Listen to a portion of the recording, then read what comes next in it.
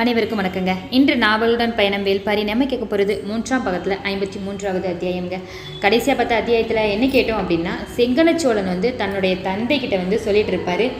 அதாவது என்ன சொல்வார் அப்படின்னா, நம்ம நாட்டை ஆள நினைக்கிறவங்க ஆளட்டும், அந்த மூடத்தனத்தை அந்த சேரனும் பாண்டியனுமே செஞ்சுக்கட்டும், நான் ஆள்றதுக்கு பரம்பில் எதுவுமே கிடையாது, ஆனால் அடைவதற்கு ஒன்று இருக்குது, அதை கண்டிப்பாக அடைவேன் தந்தையே அப்படின்னு சொன்னதோட அந்த அத்தியாயம் முடிந்தது. இனி என்னெல்லாம் நடந்தது அப்படிங்கிறத இனி வரும் அத்தியாயங்களில் தொடர்ந்து கேட்கறதுக்கு முன்னாடி என்னுடைய சேனலை சப்ஸ்கிரைப் பண்ண மறந்துடாதீங்க. சரி வாங்க, இப்போ நம்ம கதைக்குள்ளே போகலாம்.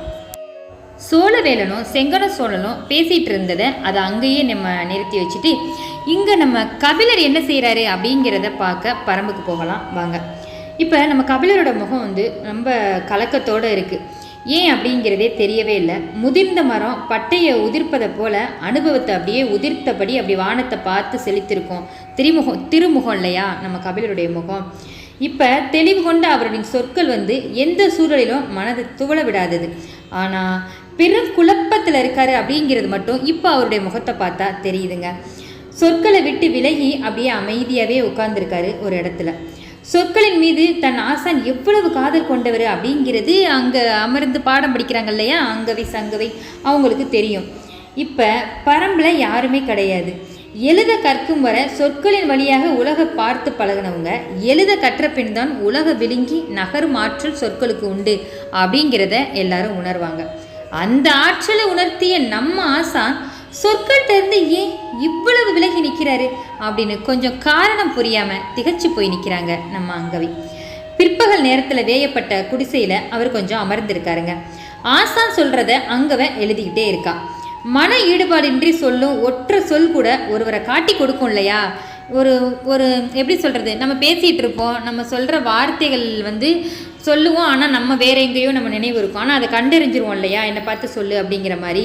அது மாதிரி தான் நம்ம அங்கவைக்கு தோணுது, என்னாச்சு நம்ம ஆசானுக்கு அப்படிங்கிற மாதிரி. சொல்லின் வழியே ஆசானின் எண்ணத்துக்குள்ளே போக முயன்றுக்கிட்டே இருக்கா நம்ம அங்கவை. எழுத்தை விட்டுட்டு நம்ம என்ன இப்படி அமர்ந்திருக்கீங்க அப்படின்னு கேட்கலாமா அப்படிங்கிறது கூட மனசு தோணிகிட்டே இருக்குது. இப்போ குடிலின் மறைப்புக்கு பின்னாடி பார்த்தா திடீர்னு ஒரு பறவையின் கீச்சொலி சத்தம் கேட்குது. குனிஞ்சு எழுதிட்டு இருந்த நம்ம அங்கவை அப்படி நிமிர்ந்து பார்த்துட்டு அந்த குரலோசையை வச்சு பறவையை கணிக்க முடியல. மீண்டும் ஒரு முறை கீச்சொலி கேட்குது. கழுத்தை நீட்டி மறுபடியும் எட்டி பார்க்குறான், அது என்ன பறவையாக இருக்கும் அப்படின்ட்டு. உடனே நம்ம கபிலர் சொல்கிறாரு, இங்கே இருந்தே அது என்ன குரல்லாம் உனக்கு தெரியாது, வெளியில் போனாதான் கேட்க முடியும் அப்படின்ற மாதிரி சொல்கிறாரு. ஆசான் சொல்லி முடித்த கணத்தில் அவரது எண்ணத்தை அறிஞ்சிடுறா அங்கவை. எழுந்தவ அப்படியே உட்கார்ந்துட்டா, கண்ணு கூட கலங்குது, அவளால் எதுவுமே பேச முடியல. ஏன் போய் கேட்க வேண்டியதானே, ஏன் போகாமல் உட்காந்துட்டேன் அப்படின்னு சொல்லிட்டு கேட்குறாரு. அங்கவைகிட்டேருந்து இப்போ எதுவுமே மறுமொழி வரலைங்க. இதே போல தான் என்னாலையும் போக முடியாமல் நான் உட்காந்துட்ருக்கேன் அப்படின்னு கபிலர் சொல்கிறாரு. கொஞ்ச நேரம் அமைதியாகிடுறாங்க. திரும்பி மெல்லிய குரலில் கேட்போமா வேணாமா அப்படின்னு யோசிச்சுட்டே நம்ம அங்கவை கேட்குறாங்க, பரம்பிலிருந்து உங்களால் கண்டறிய முடியாத ஏதாவது உண்மை இருக்கா ஆசானே அப்படின்னு கேட்குறான். அவள் நிமிரவே இல்லான அந்த கேள்வி கேட்டுட்டு கலங்கிய கண் ஆசானுக்கு தெரிய வேண்டாம் அப்படின்னு நினைக்கிறா போல. ஆனாலும் நம்ம கபிலருக்கு அதை புரிஞ்சுக்க முடிஞ்சிச்சு. தேவ வாக்கு விலங்குக்காக இவ்வளவு பெரிய முயற்சி ஏன், அதைத்தான் நான் யோசிச்சுட்டு இருக்கேன் அப்படின்னு கபிலர் சொல்கிறாரு. அந்த நேரம் டக்குன்னு நிமிர்ந்து பார்க்குறான் நம்ம அங்கவை. மறுபடியும் வைப்பூரும் அருகன்குடியும் எரிஞ்ச பின் பாண்டியன் அடுத்து என்ன செய்ய போகிறான் அப்படிங்கிற மாதிரி யோசிக்கிறாரு. ஒரு மாதிரி கண் இமைக்காமல் அப்படியே பார்த்துட்டே இருக்கா அங்கவை நம்ம கபிலர் பேச பேச. இது மட்டும் இல்லை, இது போல் எண்ணற்ற கேள்விகளுக்கான விட பரம்பை விட்டு வெளியில் போனால் தான் எனக்கு கிடைக்கும். ஆனால் பாரேன், பாரியை பொறுத்தவரை இந்த கேள்வி எதுக்குமே விடை அறிய வேண்டிய தேவையே இல்லை, அப்படி தான் அவன் கருதிட்டு இருக்கான் அப்படின்னு சொல்கிறாரு. இதோட உடனே நம்ம அங்கவை கேட்குறாங்க, அப்போ உங்களை பொறுத்தவரை ஆசானே அப்படின்னு கேட்டதுக்கு, இந்த கேள்விக்கான விட பரம்பின் எதிர்காலத்தோடு தொடர்புடையது, இதை அறிகிறது அவசியம் அப்படின்றாரு. உடனே அங்கவை சொல்கிறாங்க, உங்களை பற்றி எனக்கு நல்லா தெரியும் ஆசானே அப்படின்னு சொல்லிட்டு கொஞ்ச நேரம் அமைதியாகிட்டு மறுபடியும் சொல்ல ஆரம்பிக்கிறாங்க. கட்டாயம் போகணும் அப்படின்னு நீங்கள் நினச்சிருந்தா நீங்கள் போயிருப்பீங்க, போகாமல் இருக்க அதை இன்னும் பெரிய காரணம் ஏதோ இருக்குன்னு நினைக்கிறேன் அப்படின்றாங்க. கொஞ்சம் வியப்போடு அங்கவையே பார்த்துட்டே இருக்காரு கபிலர் அமைதியாக. பார்க்கும்போதே அப்படி தலையசைத்து காரணம் உண்டு அப்படின்னு சொல்கிறாரு. அப்படியா, என்ன அப்படின்னு ஆவலோட கேட்கல. ஆசான் தன்னுள் இருந்து வெளிவந்துட்டு இருக்காரு. அவர் நினைக்கும் சொற்களின் மேல் கால் பதித்து நடந்து வரட்டும் அப்படின்னு சொல்லிட்டு அமைதியாகவே காத்துட்ருக்காங்க நம்ம அங்கவை. நான் வெளியே போவது பரம்புக்கு நல்லது கிடையாதம்மா அப்படிங்கிறார். எதிர்பாராத சொல்லாதான் இருந்துச்சு. இந்த சொல்லுக்குள்ளே இருக்கும் ஆழம் புரியவே கிடையாது. கண்களை உருட்டினபடி அவரையே பார்த்துக்கிட்டே இருக்கா நம்ம அங்கவை. அப்புறம் மறுபடியும் நம்ம கபிலர் சொல்கிறாங்க, பரம்பின் உள்ளடுக்குகளை பற்றி, எவ்வியூரை பற்றி, ஏன் நம்ம பாரியை பற்றி, இங்குள்ள வாழ்வை பற்றி வேந்தர்களுக்கு எதுவுமே தெரியாது. இரவில் கூத்து நிகழ்த்தி செல்லும் பாணர்களின் பார்வையில் தான் அவங்க பரம்பை பார்த்துட்டு இருக்காங்க அப்படின்னு சொல்கிறாங்க. வியந்ததை, அறிஞ்சதை, உணர்ந்ததை பாடி திரிந்தவன் தான் எனது தொழில். ஆனால் எனது வாழ்வு முழுக்க வியந்து அறிந்து உணர்ந்தல்ல, அதெல்லாம் விட பரம்பில் நான் உணர்ந்தது தான்மா அதிகம். எனது மொழியே பரம்பின் மொழியாகி போச்சு. எனது குரல் குறிஞ்சியின் குரலாகி போச்சு. இனி நான் பாடும் ஒவ்வொரு பாடலும் பரம்பின் பாடலாக மட்டும்தான் இருக்கும். நான் என்ன பரம்பனாக உணர்ந்து விட்டேன் அம்மா அப்படின்னு சொல்லிட்டு நிறுத்திடுறாங்க நம்ம கபிலர். அங்கே அப்படியே கண்ணு வைக்காம பார்த்துட்டே இருக்காங்க நம்ம கபிலரை. அதுதாம்மா எனக்கு அச்சத்திற்கு காரணமே அப்படின்னு சொல்லிட்டு கபிலர் சொல்கிறாரு. பரம்பின் ஆற்றல் ஒவ்வொரு செடியிலும், கொடியிலும், மலையிலும், மடுவிலும் இருக்குது. நான் இங்குள்ள மனிதர்களை பாடாமல் இயற்கையை மட்டுமே பாடினால் போதும். எதிரிகளுக்கு அதை விட சிறந்த போர்க்குறிப்பு வேற எதுவுமே கிடையாது. அங்கே கொஞ்ச நேரம் அப்படியே உறைந்து நிற்கிறான். பரம்பின் வளமும் வாழ்வும் யாரையும் மயக்கி இழுக்கும். அதோடு எனது சொல்லும் சேர்ந்தா எழும் ஆபத்து அளவிட முடியாததாக ஆகிவிடும். ஆசையின் நாக்குகள் பரம்பை நோக்கி என்றென்றும் நீள நான் சொல்ல தந்தே விடக்கூடாது. அதனால தான் நான் வெளியேறி போகவே கூடாது அப்படின்னு இங்கேயே இருக்கேன் அப்படின்னு சொல்கிறாரு. சற்று முன்னே ஆசானின் காலை அப்படியே பற்றி அமர்ந்திருந்த அங்கவை இப்போ அவளின் தலையில் கை வைத்தபடி கபிலர் அப்படி தடவி கொடுத்துட்டே சொல்கிறாரு, என்ன அறியாமலே எனது மொழி பரம்பை காட்டி கொடுத்து விடுமோ என்று பயப்படுகிறேன் அம்மா. இனி பரம்பை விட்டு என்னால் வெளி செல்லவே முடியாது மகளே அப்படின்னு அமைதி காத்துடுறாரு. சொல்லி முடிக்கும் முன்னாடி தொலைவில் யாரோ வர்றதை பார்த்துடுறாரு. அது அங்கவையும் பார்க்குறா, யாரோ வர்றது தெரியும் இல்லையா. கலக்கத்திலேருந்து மீள முடியாமல் கண்ணை மூடி திறக்கிறாரு நம்ம கபிலர். எதிர யார் நிற்கிறா அப்படின்னு பார்த்தீங்கன்னா நம்ம பாரி வந்து நிற்கிறாரு. முகம் முழுவதும் அப்படி ஒரு மகிழ்ச்சி, பூத்து குலுங்கும் மலர் போல் அப்படி புன்னகைத்தபடி உள்ளே வர்றாரு நம்ம பாரி. அமர்ந்திருந்த கபிலர் அப்படி கையை பிடித்து தூக்கி வாங்க போவோம் அப்படின்னு கூப்பிடுறாரு. எங்கே ஏன் எதுவுமே சொல்லலை. பாரியின் முகத்தில் இவ்வளவு மகிழ்வை பார்த்து ரொம்ப நாளாக போச்சு எல்லாருக்குமே. கபிலரின் முகத்தில் அளவு கடந்த கவலையை பார்த்துட்டு இருந்த அங்கவை அதற்கு நேர் எதிராக எல்லை இல்லாத மகிழ்வோடு வந்து நிற்கும் தந்தையை பார்த்து ஒரு மாதிரி திகைத்து போய் நிற்கிறான். வாருங்க வேகமா அப்படின்னு கையை பிடிச்சி இழுத்துட்டு போறாரு பாரி. அங்கவையை வர சொல்லலை. ஏன் அப்படின்னா அவள் குடிலே நின்றுட்டு இருந்தா. கபிலருக்கு காரணம் எதுவுமே புரியலைங்க. பார்த்துட்டு இருந்த அங்கவை கொஞ்ச நேரம் கழிச்சு கபிலரை வந்து மாளிகைக்கு அழைச்சி செல்லாமல் காட்டுக்குள்ளேயே அழைச்சிட்டு போறாரு. முக்கியமாக வேட்டை ஏதாவது கிடைச்சிருக்குமோ அப்படிங்கிற சிந்தனை வருது நம்ம அங்கவைக்கு. பாரி உற்சாகம் குறையாம அழைச்சிட்டு வேகமாக போயிட்டே இருக்காரு. அவனை பார்த்தபடி நடந்துகிட்டே போறாரு நம்ம கபிலரும். முகம் ஏன் இவ்வளவு கவலை கொண்டுள்ளது அப்படின்னு கேட்டபடி போறாரு நம்ம பாரி. கணிச்சிடுறாரு கபிலருடைய முகத்தை பார்த்தே. அளவற்று மகிழோடு இருக்கும் ஒருவன்ட்ட கவலை எப்படி சொல்றது? கபிலர் சொல்லற்று நடந்து போயிட்டு இருக்காரு. மாறுபட்ட இரண்டு உணர்ச்சிகளில் ஒன்றிலிருந்து இன்னொன்றுக்கு தாவ சட்டென மொழி கை கொடுக்காது இல்லையா. மொழி வலிமையற்று இருக்கும் இடத்துல நின்று பேசுவதுதான் புலவனின் ஆற்றல். ஆனால் அந்த ஆற்றலை வெளிப்படுத்தும் மனநிலையில் இப்போதைக்கு நம்ம கபிலர் கிடையாதுங்க. அமைதியாக வரும் கபிலரை பார்த்து மறுபடியும் பாரி கேட்குறாரு, ஏன் அப்படி என்ன பகிர்ந்து கொள்ள முடியாத கவலையா என்ன அப்படின்னு கேட்குறாரு. இல்லை அப்படின்னு சொல்லிட்டு மறுபடியும் நடக்கிறாரு. தொடராமல் சொல்ல அதோட நின்றுச்சுங்க. எவ்வியூரின் நாகப்பச்சை வேலியை கடந்து உள்காட்டுகளை நுழைஞ்சிடுறாங்க. செடி கொடிகளை விலக்கி முன்னே நடந்து போயிட்டு இருக்காரு நம்ம பாரி. மெல்லிய குரல்ல கபிலர் பேச தொடங்குறாரு. நாள் தவறாமல் கூத்து நடக்குதே, அதில் என்ன நடக்குதுன்னு கவனிச்சியா நீ அப்படின்னு கேட்குறாரு. கூத்துக்களத்தில் எவ்வளவோ நடக்குது, நீங்கள் எதை கேட்குறீங்கன்னு புரியலையே அப்படின்னு நம்ம பாரி சொல்கிறாரு. கபிலர் கொஞ்ச நேரம் அமைதியாகிறார். அறிந்தவனை போல் அவன் பேச்சு இல்லை, என்ன சொல்வதுன்னு அப்படின்னு யோசிக்கிறார் மனசுக்குள்ளே. பாடல் கூட்டத்துக்குள்ளே பாடத் தெரியாதவனும் இருக்கிறான், இசைக்கருவிகளை வாசிப்பவர்களுக்கு நடுவில் அதில் பயிற்சி இல்லாதவனும் இருக்கிறான் அப்படின்னு சொல்கிறாரு கபிலர். சற்று தயக்கத்தோடும் சொல்கிறாரு, கூத்து நடத்த வரும் பாணர் கூட்டத்தில் ஒற்றர்கள் நிறைய வருகிறார்கள் அப்படின்னு கண்டறிஞ்சு சொல்கிறாரு. கொஞ்சம் நடந்து போயிட்டுருக்காரு இல்லையா பாரி. பரம்பு நாட்டை இந்த வழியின்றி வேறு எவ்வழியில் அவர்களால் வேவு பார்க்க முடியும் சொல்லுங்கள் கபிலரே. கூத்து கலைஞர்களோடு ஒற்றர்கள் எல்லா காலங்களையும் வந்து கொண்டு தான் இருக்கிறார்கள் அப்படின்னு சொல்கிறாரு. அவருக்கு தெரிஞ்சிருக்கு பாருங்கள் பாரிக்கு. உடனே நம்ம கபிலர் சொல்கிறாரு, அப்போ அதனால் ஆபத்து ஏதாவது உருவாகாதா அப்படின்னு கேட்குறாரு. தெய்வத்தின் உருவில் எதிரி வந்தால் வணங்கித்தானே ஆக வேண்டும் அப்படின்னு சொல்லிடுறாரு நம்ம பாரி. சொல்லால் அப்படியே சிதை உற்று போயிடுறாரு நம்ம கபிலர். முன் நடந்து செல்லும் பாரியை பின்தொடரவே முடியலைங்க. வாழ்வின் பாதை அவ்வளவு செழிப்புற்று இருந்தது பாரிக்கு. செழிப்பே ஆனாலும் மரித்து கிடக்கும் கொடிகள் இடையூறு தானே. கபிலரின் கண்களுக்கு மரித்து கிடக்கும் கொடிகள் தாங்க தெரிஞ்சிருக்கு. கலைஞர்கள் என்ன செய்வாங்க? அதிகாரத்துக்கு அஞ்சி அவர்களை உடன் அழைத்து வர்றாங்க, ஒற்றர்களும் உடன் வர்றாங்க. எனக்கு தெரிஞ்சுதான் என்னுடைய வீரர்கள் பரம்புக்குள்ள அவர்களை அழைச்சிட்டு வந்திருக்காங்க. பச்சைமலையின் எல்லா மடிப்புகளின் வழியையும் ஒற்றர்களை இந்த வீரர்கள் அழைச்சி வந்துட்டு தான் இருப்பாங்க. அப்படி இருந்தும் எவ்வியருக்கு போகும் வழி குறிப்பை சொல்ல பாண்டியனால் முடியவில்லை அல்லவா? காலம்பன் தன் முன்னோர்கள் சொன்ன குறிப்பின் வழியால் தானே வந்து சேர்த்துள்ளான் அப்படின்னு சொல்லி முடிக்கிறாரு பாரி கபிலர்கிட்ட.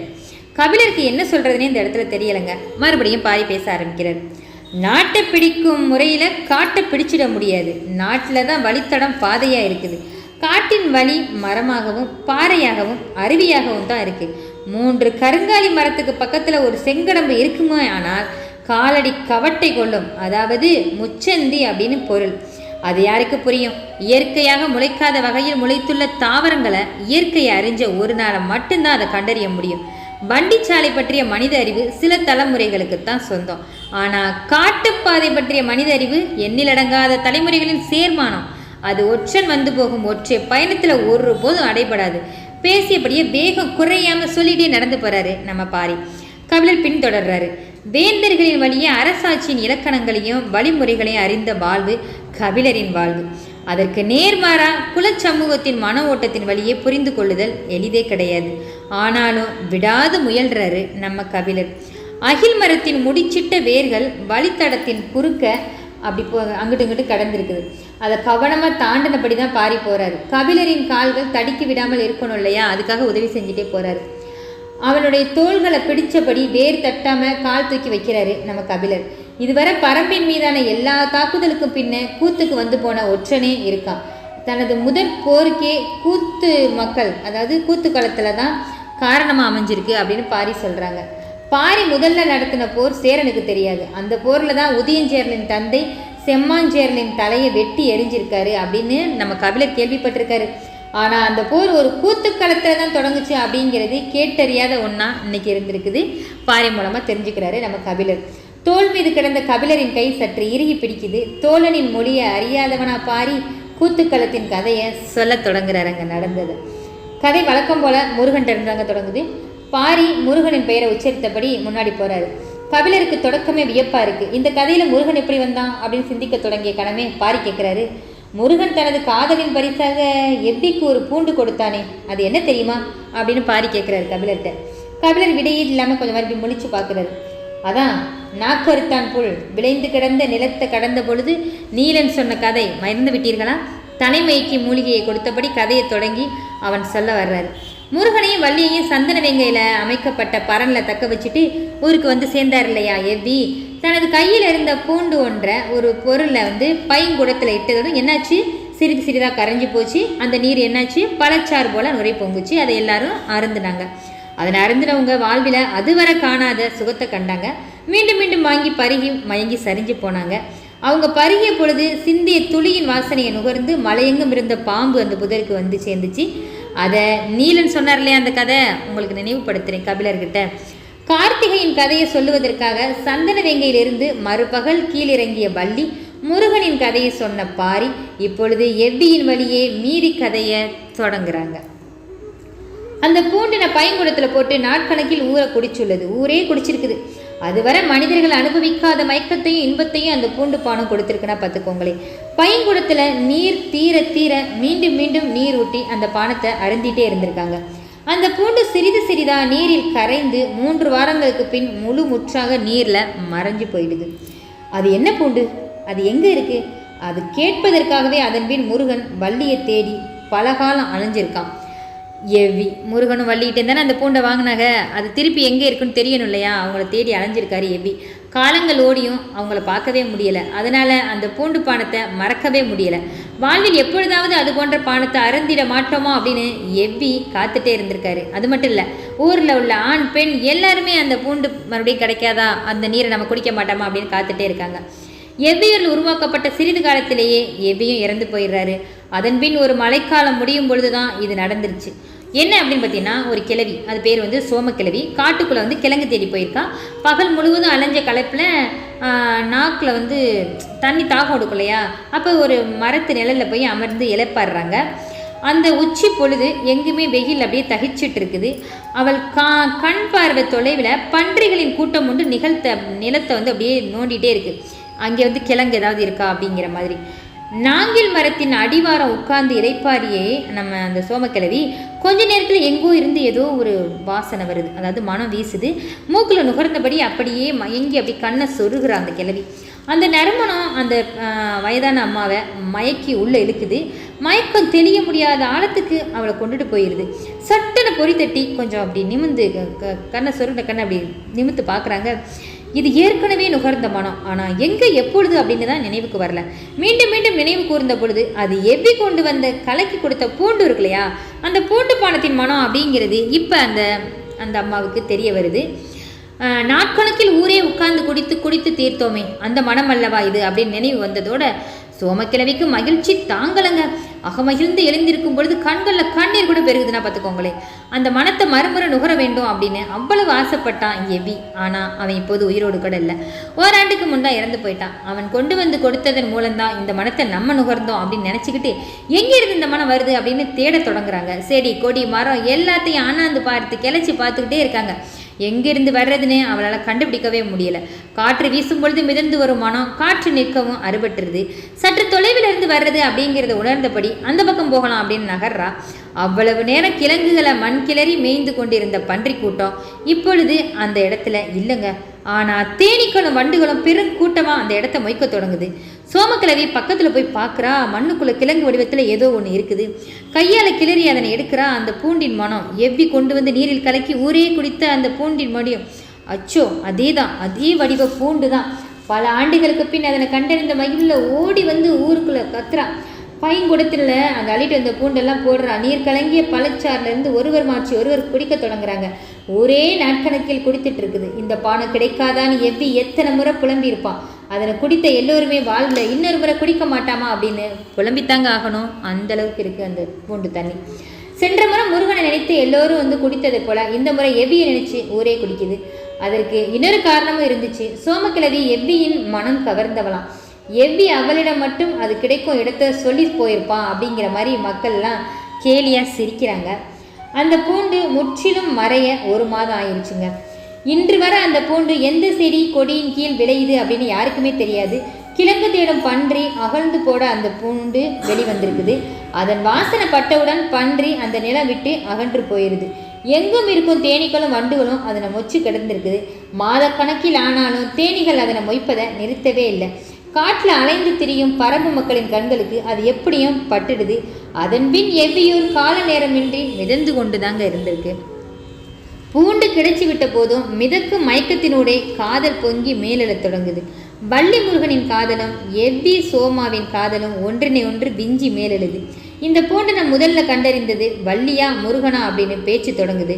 பூண்டின் சாறு இறங்க இறங்க வள்ளியின் முருகனும் இறங்கி ஆடுவாங்க. நாட்கள் செல்ல செல்ல எவ்வியா சோமாவா அப்படிங்கிற பேச்சு போகுது.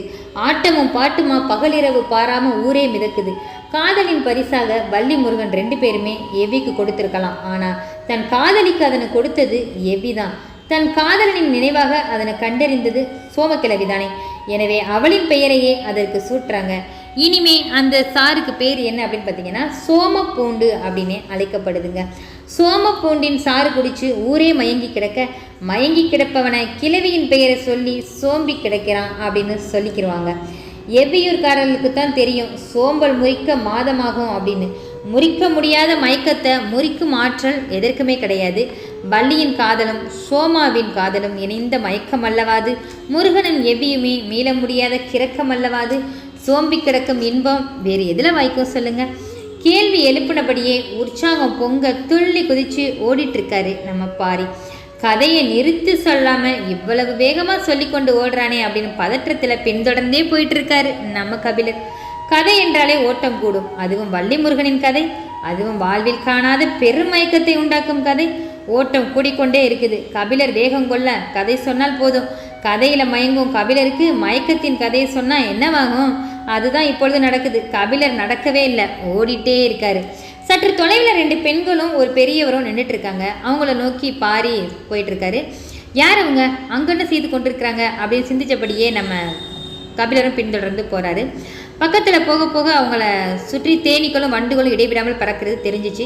கபிலரின் முகத்தில் வியப்பு மெல்ல பலர தொடங்குது. பாரிக்கு செய்தி சொல்லி அனுப்பி அவனது வருகைக்காக காத்துட்டு இருக்காங்க. பாரி அருகில் போய் மண்ணுக்குள்ளே கிடந்ததை முழுமையாக மேலெடுக்கிறான். இதுவரை முகர்ந்திராத மனத்தை முகர்ந்து பார்க்குறாரு நம்ம கபிலர். நாசிக்குள் ஏறிய கணம் உள்ளுக்குள்ளே ஒரு கிறக்கத்தையே உருவாக்குது. சட்டுன்னு தலையை மறுத்து ஆட்டி பாரியின் அருகில் போகிறாரு. நின்றிருந்தவர்கள் கபிலரை வணங்கி விலகி நிற்கிறாங்க. கபிலர் அவர்களை வணங்கி நிற்கிறாரு. முருகனும் வள்ளியும் எவ்வியின் கைகளில் கொடுத்த சோம பூண்டை எடுத்து கபிலரின் கைகளில் கொடுக்குறாரு. இப்போ நம்ம பாருங்க, இதோட இந்த அத்தியாயம் முடிவடையுதுங்க. நம்ம வள்ளி கொடுத்த அந்த பூண்டை எவ்வி சாப்பிட்டாரு, மக்களுக்கு கொடுத்தாரு. திருப்பி அதை தேடிட்டே இருந்தார், கிடைக்கவே இல்லை. அவர் இறந்து போயிட்டாரு. அதன் பின் யார் கண்டறிகிறாங்க அப்படின்னு பார்த்தா சோமக்கிழவி கண்டறிகிறாங்க. சோமக்கிழவிக்கு நம்ம எவ்வி தான் சொல்லியிருக்கணும் அப்படிங்கிற மாதிரி நக்கலாக கிண்டலாக ஊர் மக்கள் எல்லாம் சொல்கிறாங்க. அதனால சோமக்கிழவியோட பேரை வச்சு சோம பூண்டு அப்படின்னு அந்த பூண்டுக்கு பேர் வைக்கிறாங்க.